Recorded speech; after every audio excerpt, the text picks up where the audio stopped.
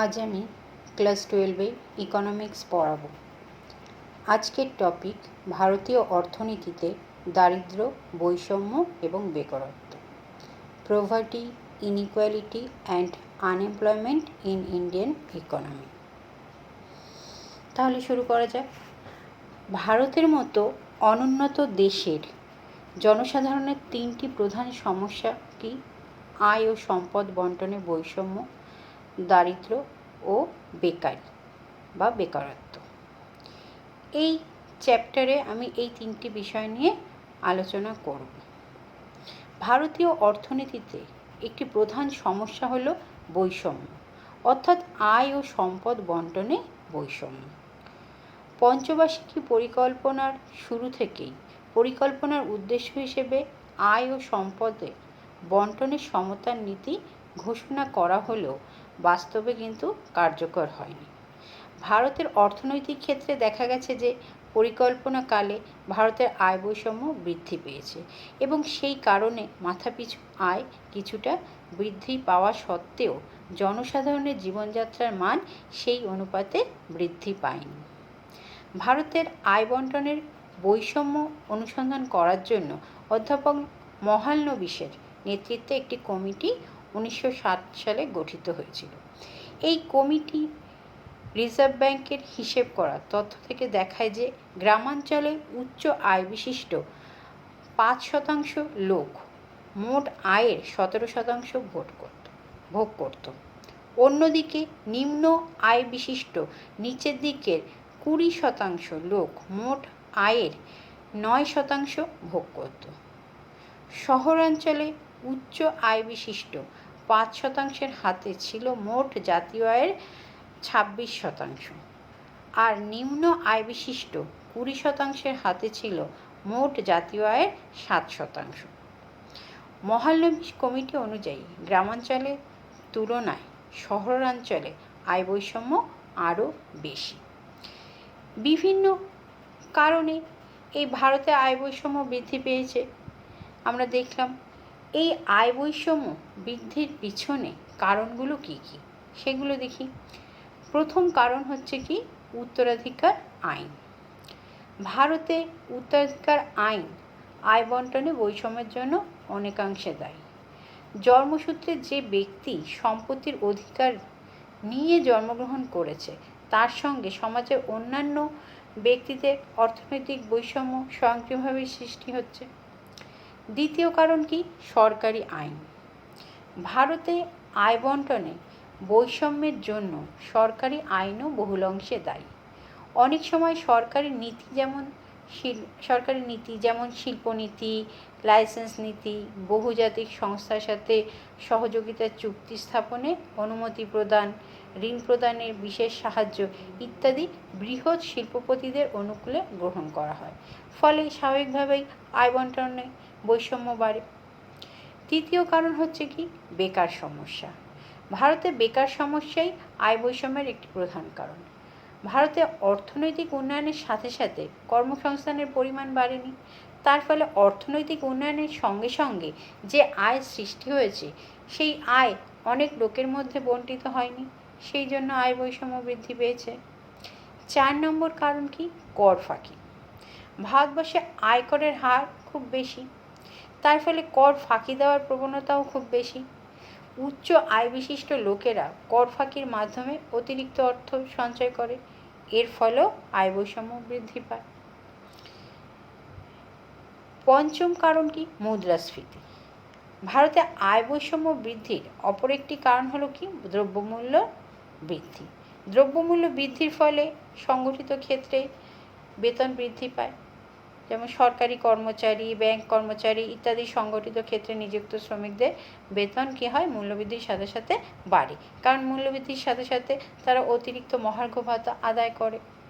কিন্তু জনসংখ্যার ব্যাপক অংশ যারা সংগঠিত ক্ষেত্রের বাইরে থাকে বা রয়েছে, তারা মূল্যস্তর বৃদ্ধি পেলেও তাদের মজুরি বাড়ে না, ফলে আয় বৈষম্য বৃদ্ধি পায়।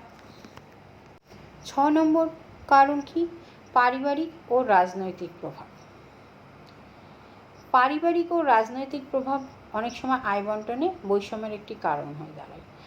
সমান দক্ষতা সম্পন্ন হওয়া সত্ত্বেও একজনের পারিবারিক প্রভাব প্রতিপত্তি অপর ব্যক্তির থেকে বেশি থাকার জন্য বাস্তব জীবনে চাকরি বা ব্যবসার ক্ষেত্রে অন্যান্য সুবিধা ভোগ করে থাকে। সেই জন্য বর্তমানে আয় বন্টনের বৈষম্যের জন্য এই পারিবারিক প্রভাবকেও দায়ী করা হয়। 7 নম্বর পয়েন্ট কি, যে আঞ্চলিক উন্নয়নে বৈষম্য। বিভিন্ন রাজ্যের মধ্যে, এমনকি একই রাজ্যের বিভিন্ন অঞ্চলের মধ্যে উন্নয়নের হারে বৈষম্যের ফলে আয় বন্টনে বৈষম্য সৃষ্টি হয়েছে। যেমন নূতন শিল্পগুলি স্বাভাবিক নিয়মে উন্নত অঞ্চলে কেন্দ্রীভূত হয়েছে, ফলে বিভিন্ন অঞ্চলের মধ্যে বৈষম্যের সৃষ্টি হয়েছে। পরের পয়েন্ট কি, উন্নয়ন কৌশল। ভারতে কৃষি ও শিল্প উন্নয়নের কৌশল আয় বন্টনে বৈষম্য বৃদ্ধির জন্য অনেকাংশে দায়ী। কীভাবে? যেমন ভারতে প্রবর্তিত নয়া কৃষি কৌশল মূলধন নিবিড়, ক্যাপিটাল ইন্টেন্সিভ হওয়ার জন্য গ্রামের মুষ্টিমেয় ধনী কৃষকরাই এই সুবিধা ভোগ করেছে। অপরদিকে ক্ষুদ্র ও প্রান্তিক চাষিদের আর্থিক অবস্থা এই কৃষি কৌশল প্রবর্তনের ফলে আরও খারাপ হয়েছে। আবার শিল্পে মূলধন নিবিড় উৎপাদন কৌশল গ্রহণ করার ফলে শহরাঞ্চলেও আয় বন্টনে বৈষম্য বেড়ে চলছে। তার পরের পয়েন্ট কি, ব্যবসায়ী ও শিল্পপতিদের অসৎ আচরণ। ব্যবসায়ী ও শিল্পপতিদের অসৎ আচরণ, সরকারি প্রশাসনিক কাঠামোর দুর্বলতা, আয় বৈষম্য কমানোর জন্য ব্যবস্থা গ্রহণ করতে রাজনৈতিক নেতাদের অনীহা, সরকারি উদ্যোগের অদক্ষ ও দুর্বল পরিচালনা, এই সমস্ত বিষয়ও কী হয়, আয় বৈষম্য বৃদ্ধির জন্য দায়ী। তাহলে আমরা এতক্ষণের আলোচনা থেকে কি জানলাম, যে বিভিন্ন কারণে ভারতে আয় বন্টনে বৈষম্য সৃষ্টি হয়েছে এবং আয় বন্টনে বৈষম্য দারিদ্র্যের তীব্রতা বাড়িয়ে দিচ্ছে। এই আয় বৈষম্য কমানোর জন্য সরকার কিছু কিছু ব্যবস্থা গ্রহণ করেছে। কি কি?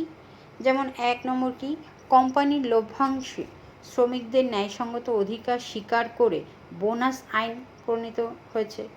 2 নম্বর, কর্মসংস্থানের সুযোগ সৃষ্টি করে অনুন্নত এবং দরিদ্র পরিবারের লোকেদের কাজে নিয়োগে অগ্রাধিকার দেওয়ার ব্যবস্থা হয়েছে। অসংগঠিত ক্ষেত্রে শ্রমিকদের অবস্থার উন্নতি করার জন্য কৃষি শ্রমিকদের ন্যূনতম বেতন আইন প্রণীত হয়েছে। গ্রামাঞ্চলে আয় বৈষম্য কমানোর জন্য জমির সর্বোচ্চ সীমা নির্ধারণ করা হয়েছে এবং উদ্বৃত্ত জমি ভূমিহীনদের মধ্যে বন্টনের ব্যবস্থা করা হয়েছে। পাশাপাশি শহরাঞ্চলেও সম্পত্তির উপর সর্বোচ্চ সীমা বা সিলিং ধার্য করা হয়েছে। বেকার সমস্যার সমাধান করার জন্য গ্রামাঞ্চলে ও শহরাঞ্চলে স্বনিযুক্তি প্রকল্পে ঋণদানের ব্যবস্থা করা হয়েছে। গ্রামের বৃদ্ধ, দিনমজুর ও অসহায় বিধবাদের পেনশন প্রদান ব্যবস্থা এবং কর্মহীনদের জন্য বেকার ভাতা দেওয়ার ব্যবস্থা করা হয়েছে। অনুন্নত অঞ্চলগুলিতে শিল্প প্রসারের জন্য সরকার নানা ধরনের উৎসাহ দিয়েছে। কিন্তু এই সমস্ত ব্যবস্থা সত্ত্বেও অর্থনৈতিক বৈষম্য হ্রাস পায়নি। গ্রামীণ দারিদ্র্যের উপর এই সমস্ত ব্যবস্থার কোনো বিশেষ প্রভাব পড়েনি। সেই জন্য ভারতের অর্থনীতিতে আয় বৈষম্য এখনও যথেষ্ট রয়েছে। এবার কি কি ব্যবস্থা গ্রহণ করলে এই আয় বৈষম্য হ্রাস করা যায়? প্রথমত, আয় বৈষম্য কমানোর জন্য অধিক কর্মসংস্থান সৃষ্টি করা দরকার। দ্বিতীয়ত, কর ব্যবস্থার সংস্কার করার প্রয়োজন, যাতে আয়ের পুনর্বন্টন হয়। তৃতীয়ত, অসংগঠিত ক্ষেত্রে শ্রমিকদের জন্য ন্যূনতম মজুরি আইন কঠোরভাবে রূপায়ণ করা প্রয়োজন। চতুর্থত, মুদ্রাস্ফীতি প্রতিরোধ করা দরকার এবং সর্বশেষে ভূমি সংস্কার আইন কঠোরভাবে রূপান্তরিত করে উদ্বৃত্ত জমি বন্টন করা দরকার। এবার পড়াবো দারিদ্র্য বা পভার্টি। দারিদ্র্যের সমস্যা সমস্ত অনুন্নত দেশের একটি প্রধান সমস্যা এবং দারিদ্র্যের কবল থেকে জনগণকে মুক্ত করা, তাদের জীবনযাত্রার মানের উন্নতি ঘটানো, এটাই অর্থনৈতিক পরিকল্পনার উদ্দেশ্য ভারতের মতো অনুন্নত দেশের ক্ষেত্রে দেখা যায় কি, যে বেশ কয়েকটি পঞ্চবার্ষিকী পরিকল্পনা গ্রহণ করা সত্ত্বেও ভারতের দারিদ্র্যের সমস্যাটি এখনও দূরীভূত হয়নি। অর্থনৈতিক উন্নয়নের সাথে সাথে পাল্লা দিয়ে দরিদ্র জনসাধারণের সংখ্যাও বৃদ্ধি পেয়েছে। এই সমস্যাটি আলোচনা করার জন্য আমাদের প্রথমে দারিদ্র্যের সংজ্ঞা জানা প্রয়োজন, অর্থাৎ কোন লোকটিকে আমরা দরিদ্র বলবো। দারিদ্র্য সম্পর্কে দু ধরনের চিন্তা আমরা দেখতে পাই। একটি হলো কি নিম্নতম মান, আর অপরটি হলো আকাঙ্ক্ষিত মান। মোটামুটি নিম্নতম মানের ধারণাই আমরা ব্যবহার করি, তার কারণ নিম্নতম মানে পৌঁছানোটাই প্রথম এবং প্রধান সমস্যা। নিম্নতম মানে পৌঁছানোর পর তবেই আমরা আকাঙ্ক্ষিত মানের দিকে এগোতে পারি।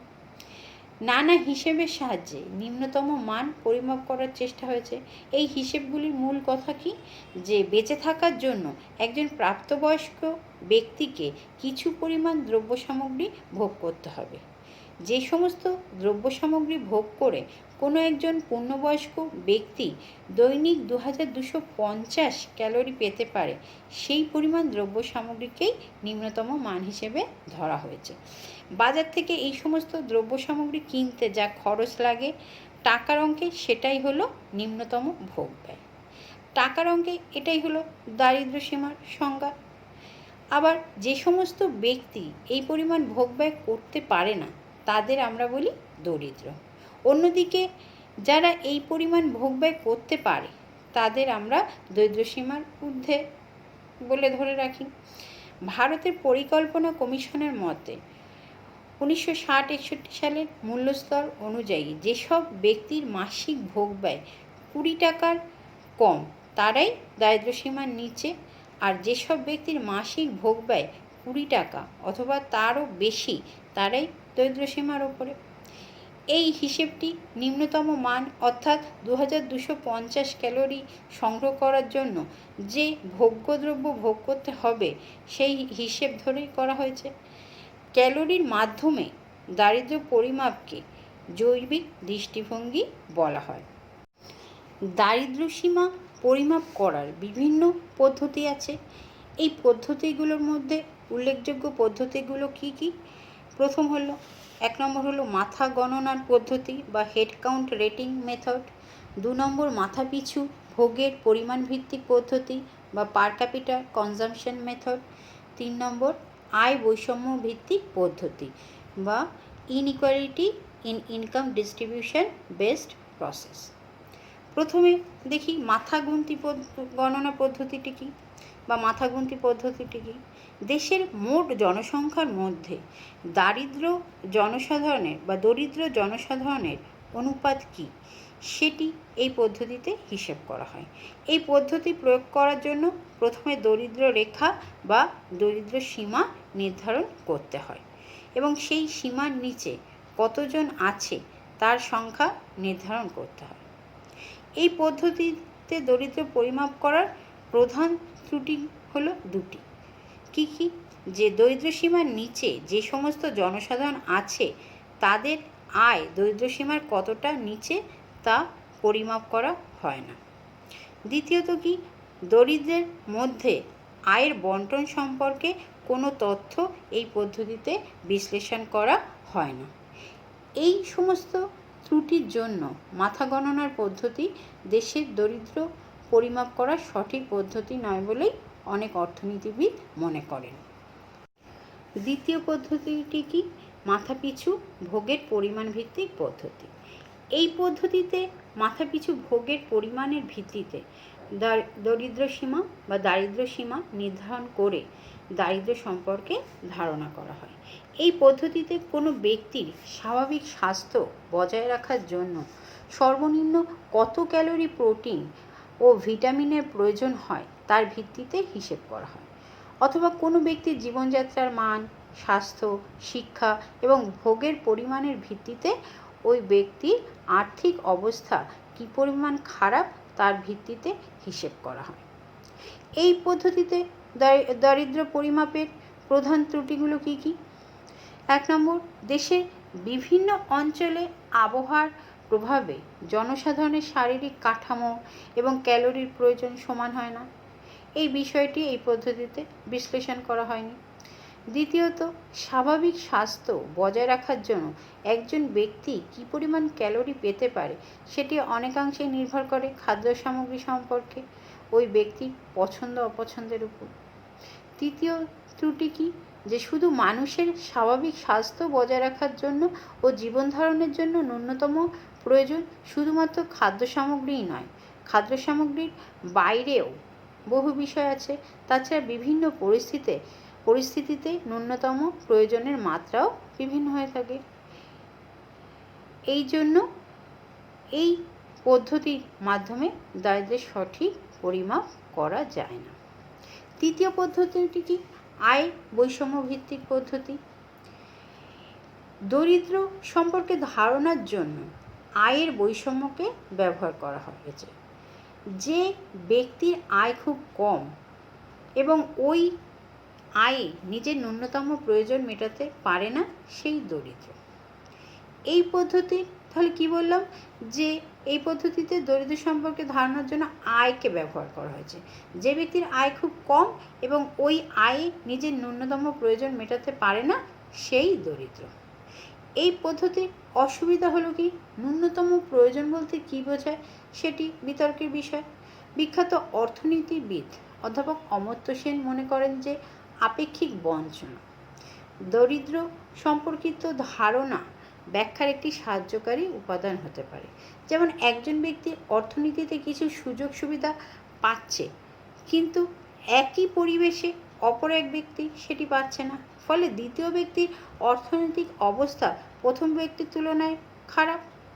যে সমস্ত ব্যক্তির আয় বলে কিছু নেই বা যাদের আয় খুবই কম, তাদের দরিদ্র বলে চিহ্নিত করার ক্ষেত্রে আপেক্ষিক বঞ্চনার মাপকাঠিটি ব্যবহার করা হয় বা ব্যবহার করতে পারি। জীবন ধারণের জন্য অতি প্রয়োজনীয় দ্রব্য সামগ্রী থেকে যদি কোনো ব্যক্তি পুরোপুরি বা আপেক্ষিকভাবে বঞ্চিত হয় এবং প্রয়োজনীয় দ্রব্য সামগ্রী সংগ্রহ করতে যদি আর্থিকভাবে সক্ষম না হয়, তবেই সেই ব্যক্তি অতি অবশ্যই দরিদ্র। এবার আমরা দেখি দারিদ্র্য রেখা বা দারিদ্র্য সীমা কাকে বলে, বা ডেফিনেশন অফ পভার্টি লাইন। দারিদ্র্য রেখা বলতে এমন একটি মাথাপিছু মাসিক ভোগব্যয়ের পরিমাণ বোঝায় যার সাহায্যে কোনো ব্যক্তি দৈনিক অন্তত 2250 ক্যালোরিযুক্ত খাদ্য গ্রহণ করতে সক্ষম হয়। এবার আমরা পড়ব যে ভারতে দারিদ্র্যের কারণগুলো কী কী। Causes of poverty in India. ভারতে দারিদ্র্যের ব্যাপ্তি ও গভীরতা ভয়াবহ। এখনও ভারতীয় জনসংখ্যার প্রায় 1/4 দারিদ্র্যসীমার নিচে বসবাস করে। ভারতের এই ভয়াবহ দারিদ্র্যের একাধিক কারণ আছে। সে কারণগুলো কী?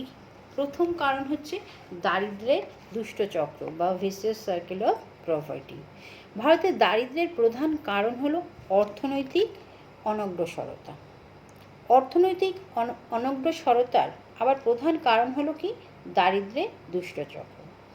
ভারতের স্বল্প জাতীয় আয়, স্বল্প সঞ্চয়, স্বল্প মূলধন গঠন, স্বল্প মাথাপিছু উৎপাদন ইত্যাদি কারণে দারিদ্র্য চক্রাকারে আবর্তন করছে এবং ভারতীয় অর্থনীতিতে স্থায়ীভাবে দারিদ্র্যের মধ্যে কী করছে? ভারতীয় অর্থনীতিকে স্থায়ীভাবে দারিদ্র্যের মধ্যে আবদ্ধ রাখছে। দ্বিতীয় কারণ কি? পরিকল্পনা ত্রুটি। পরিকল্পনা রূপায়ণের ব্যাপারে নানা ত্রুটি বিচ্যুতি দেশে বর্তমান দারিদ্র্যের অন্যতম কারণ। অনেক অর্থনীতিবিদদের মতে বাস্তবের সাথে সম্পর্কহীন উচ্চাকাঙ্ক্ষাপূর্ণ পরিকল্পনাগুলি দেশের দারিদ্র্য দূরীকরণের ব্যাপারে কোনো কার্যকর ভূমিকা গ্রহণ করতে পারেনি। যেমন প্রথম 4টি পরিকল্পনায় কেবলমাত্র অর্থনৈতিক উন্নয়নের উপর গুরুত্ব দেওয়া হয়েছিল। সামাজিক ন্যায় বিচার, যেমন দারিদ্র্য দূরীকরণ, ধনী দারিদ্র্যের মধ্যে আয় বৈষম্য হ্রাস ইত্যাদি উপেক্ষা করেছে, ফলে দারিদ্র্যের সমস্যা আরও জটিল হয়ে উঠেছে। তৃতীয় কারণ কি? জনসংখ্যা বৃদ্ধি। ভারতে দ্রুত হারে জনসংখ্যা বৃদ্ধি ভারতের দারিদ্র্যের অন্যতম কারণ বলে অনেক অর্থনীতিবিদ মনে করেন। দেশে যেটুকু উৎপাদন বা আয় বাড়ছে তা জনসংখ্যা বাড়ার জন্য নিঃশেষ হয়ে যাচ্ছে। দেশের অর্থনৈতিক উন্নয়নে কোনো উদ্বৃত্ত থাকছে না, ফলে অর্থনৈতিক উন্নয়ন ও কর্মসংস্থানের প্রসার না ঘটার জন্য দারিদ্র্য সমস্যা প্রকট হচ্ছে। চতুর্থ কারণ কি? বেকারত্ব ও অর্ধ বেকারত্ব। ভারতে দারিদ্র্যের একটি অন্যতম কারণ হলো এই বেকারত্ব ও অর্ধ বেকারত্ব। ভারতের পঞ্চবার্ষিকী পরিকল্পনার প্রথম দিকে কর্মসংস্থান বৃদ্ধির উপর গুরুত্ব আরোপ করা হয়নি, কারণ আশা করা হয়েছিল যে উৎপাদন বৃদ্ধির সাথে সাথে কর্মসংস্থান বাড়বে, কিন্তু বাস্তবে তা হয়নি। ফলে একদিকে কর্মসংস্থান বৃদ্ধি না পাওয়ার জন্য এবং অপরদিকে জনসংখ্যা বৃদ্ধির জন্য প্রতিটি পরিকল্পনার শেষে কী হয়েছে? বেকারত্ব ও অর্ধ বেকারত্বের পরিমাণ বেড়েছে এবং দারিদ্র্যের সমস্যাকে আরও ভয়াবহ করে তুলেছে। পঞ্চম কারণ কি? যে ক্রমবর্ধমান মুদ্রাস্ফীতি। দেশে মুদ্রাস্ফীতির তীব্রতা বেড়েছে, ফলে নিম্ন আয়ের ব্যক্তিদের আর্থিক অবস্থা দিনে দিনে আরও খারাপ হয়েছে এবং তারা জীবনের ন্যূনতম প্রয়োজন মেটাতে না পেরে দারিদ্র্য সীমার নিচে বসবাস করতে বাধ্য হয়েছে। স্বাভাবিকভাবেই দেশের দারিদ্র্য সমস্যা দিনে দিনে বেড়েছে। 6 নম্বর কারণ কি? যে কৃষি উন্নয়নে ঘাটতি। ভারতের বেশিরভাগ জনসাধারণ প্রত্যক্ষ ও পরোক্ষভাবে কৃষির উপর নির্ভরশীল, কিন্তু দুঃখের বিষয় এই যে পরিকল্পনাকালে বিক্ষিপ্তভাবে কিছু কিছু ক্ষেত্রে কৃষি উন্নয়ন ঘটলেও কৃষির সামগ্রিক উন্নতি বিশেষ কিছু হয়নি। ফলে কৃষির সাথে জড়িত ভারতের বিশাল জনসংখ্যার অদৃষ্টেও বিশেষ কোনো পরিবর্তন আসেনি। ফলে ভারতের দারিদ্র্য সমস্যাটি বৃদ্ধি পেয়েছে। সপ্তম কারণ কি? আয় ও সম্পদের অসম বন্টন। আয়ের অসম বন্টনের কারণে দারিদ্র্যের তীব্রতা বৃদ্ধি পেয়েছে। সম্পদের অসম বন্টন থেকে সৃষ্টি হয়েছে আয়ের অসম বন্টন। গ্রামাঞ্চলে ধনী চাষিরা এবং শহরাঞ্চলে শিল্পপতি ও মূলধনের মালিকরা অর্থনৈতিক উন্নয়নের সুফল ভোগ করেছে। দরিদ্র জনসাধারণের কাছে উন্নয়নের সুফল পৌঁছায়নি, ফলে দরিদ্র জনসাধারণের আর্থিক অবস্থারও উন্নয়ন ঘটেনি। পরের পয়েন্ট কি? দারিদ্র বিরোধী কর্মসূচি অপর্যাপ্ততা। ভারতে দারিদ্র বিরোধী কর্মসূচিগুলো কি? ত্রুটিপূর্ণ। ভারতের দারিদ্র বিরোধী কর্মসূচি অধিকাংশই হয় দেরিতে গ্রহণ করা হয়েছে অথবা এগুলি যথাযথ রূপায়িত হয়নি। ফলে যাদের জন্য এই সমস্ত কর্মসূচি নেওয়া হয়েছিল তাদের বিশেষ উপকার হয়নি। পরের পয়েন্ট হচ্ছে সামাজিক কারণ। ভারতে বেশিরভাগ জনসাধারণই কি? উদ্যোগবিহীন ও নিস্পৃহ। তাছাড়া দৈব ও ভাগ্যের উপর অধিক মাত্রায় বা অতিমাত্রায় নির্ভরশীলতা, জাতিভেদ প্রথা, যৌথ পরিবার ব্যবস্থা, উত্তরাধিকারী আইন ভারতের অর্থনৈতিক উন্নয়নের পথে বাধা সৃষ্টি করে চলেছে। তাই ভারতের সামাজিক প্রথা, রীতিনীতি ও দৃষ্টিভঙ্গিও ভারতের বর্তমান দারিদ্র্যের জন্য অনেকাংশে দায়ী। তাহলে আমরা এতক্ষণ কি বললাম? যে ভারতের দারিদ্র্য নানা কারণে বৃদ্ধি পেয়েছে।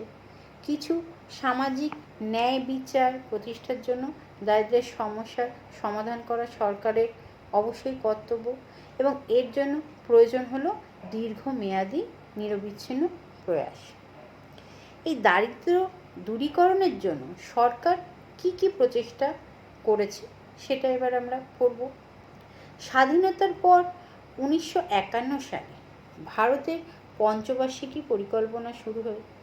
ভারতের পঞ্চবার্ষিকী পরিকল্পনার অন্যতম উদ্দেশ্য হল দারিদ্র্য দূরীকরণ সহ জনসাধারণের জীবনযাত্রার মানের উন্নয়ন। পরিকল্পনার প্রথম যুগে পরিকল্পনা কমিশন ও সরকার অর্থনৈতিক উন্নয়নের মাধ্যমে দারিদ্র্য দূরীকরণের নীতি গ্রহণ করে। এই নীতি অনুসারে সরকার ভূমি সংস্কার, ঋণ সংস্কার, গণবন্টন ব্যবস্থা ইত্যাদি ব্যবস্থায় সরকারি হস্তক্ষেপের মাধ্যমে দারিদ্র্য দূরীকরণের চেষ্টা করে। কিন্তু বাস্তবে দেখা যায় প্রতিটি পরিকল্পনার শেষে দরিদ্র ব্যক্তির সংখ্যা ক্রমাগতভাবে বাড়তে থাকে। সেই জন্য পঞ্চম পরিকল্পনা থেকে এই নীতি পরিবর্তন করে দারিদ্র্য দূরীকরণের জন্য বিশেষ কতগুলি ব্যবস্থা গ্রহণ করে।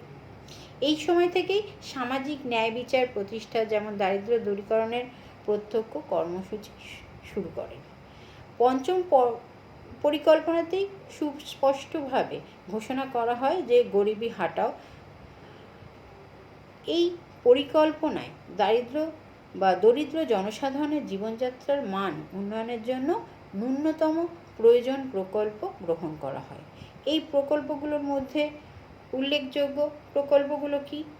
যেমন সুসংহত গ্রামীণ উন্নয়ন কর্মসূচি বা IRDP, জাতীয় গ্রামীণ কর্মসংস্থান কর্মসূচি, গ্রামীণ ভূমিহীন কর্মসংস্থান নিশ্চয়তা কর্মসূচি, শহরের শিক্ষিত যুবকদের জন্য স্বনিয়োজিত কর্মসংস্থান প্রকল্প, শহরের দরিদ্র জনসাধারণের জন্য স্বনিয়োজিত কর্মসংস্থান কর্মসূচি, জওহর রোজগার যোজনা, নেহেরু রোজগার যোজনা, প্রধানমন্ত্রী রোজগার যোজনা, কর্মসংস্থান নিশ্চয়তা প্রকল্প, গ্রামীণ কর্মসংস্থান সৃষ্টি কর্মসূচি, স্বর্ণজয়ন্তী শহরী রোজগার যোজনা, স্বর্ণজয়ন্তী গ্রাম স্বরোজগার যোজনা, জওহর গ্রাম সমৃদ্ধি যোজনা, ইন্দিরা আবাস যোজনা, প্রধানমন্ত্রী গ্রামোদয় যোজনা, অন্তোদয় অন্ন যোজনা, সম্পূর্ণ গ্রামীণ রোজগার যোজনা, বাল্মীকি আম্বেদকর আবাস যোজনা, জাতীয় কাজে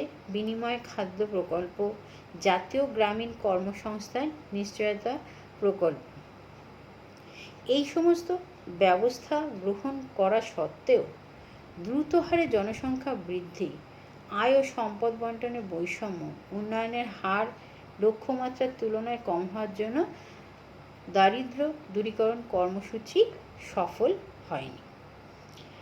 প্রকৃতপক্ষে ভারতে দারিদ্র্য দূরীকরণের কর্মসূচিগুলি বেশিরভাগই গ্রামাঞ্চলে দারিদ্র্য দূরীকরণের জন্য গৃহীত এবং বেশ কিছু শহরাঞ্চলে দারিদ্র্য দূরীকরণের জন্য গৃহীত। আবার কতগুলি কর্মসূচি দেশের দরিদ্র জনসাধারণের জন্য গৃহীত, যা গ্রামাঞ্চল ও শহরাঞ্চল সকল অঞ্চলে প্রযোজ্য।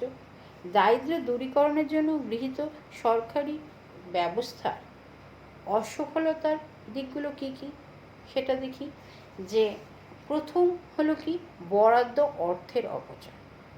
প্রতিটি কর্মসূচি রূপায়ণে বরাদ্দের পরিমাণ কম নয়, কিন্তু বরাদ্দ অনুপাতে সুফল পাওয়ার পরিমাণ খুবই কম।